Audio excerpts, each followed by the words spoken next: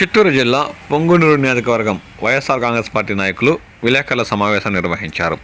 ఈ సందర్భంగా వారు మాట్లాడుతూ గంగవరంలో మాజీ సర్పంచ్ 2.5 ఎకరాల ప్రభుత్వ భూమిని కబ్జా చేసి మామిడి తోటలు పెంచుకుంటున్నా కనిపించడం లేదా అంటూ మండిపడ్డారు. చెరువు పొరంబోకు భూమి ఆక్రమించి పట్టాలు చేసుకుని అడిగే వారే లేదన్నారు. టీడీపీ ఆరోపణలు దయ్యాలు వేదాలు వల్లించినట్టు ఉన్నాయని ఎద్దేవా చేశారు. మా కొత్తపల్లి పంచాయతీలో బొమ్మన్నపల్లి గ్రామంలో 1995లో మహమ్మద్ నయాజ్ అనే అతను భూమి కొన్నాడు. అక్కడ వాల్మీకులు మొగిలప్ప వాళ్ళ అబ్బాయి కోని అయితే వాళ్ళిద్దరూ వాళ్ళ సొంత భూమిని అమ్మినారు.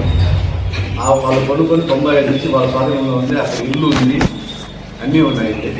ఇంతవరకు దానిపైన ఎవరు కానీ వాళ్ళ భూమిలోకి ఎవరు కానీ అడుగు పెట్టారు.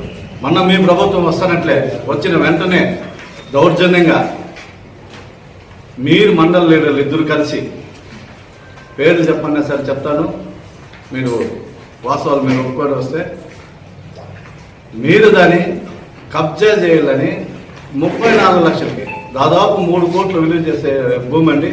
మీరు ఇట్లా కీలపట్ల గుడికి కన్నా వెళ్తే రోడ్లోనే కనిపిస్తారు. కొత్త బొమ్మలపల్లి విలేజ్ గ్రామానికి కానుకొని ముందే లెఫ్ట్లో వస్తుంది. అక్కడ ఇల్లు ఉంది, భూమి ఉంది, పొలం ఉంది, వాళ్ళ స్వాధీనం.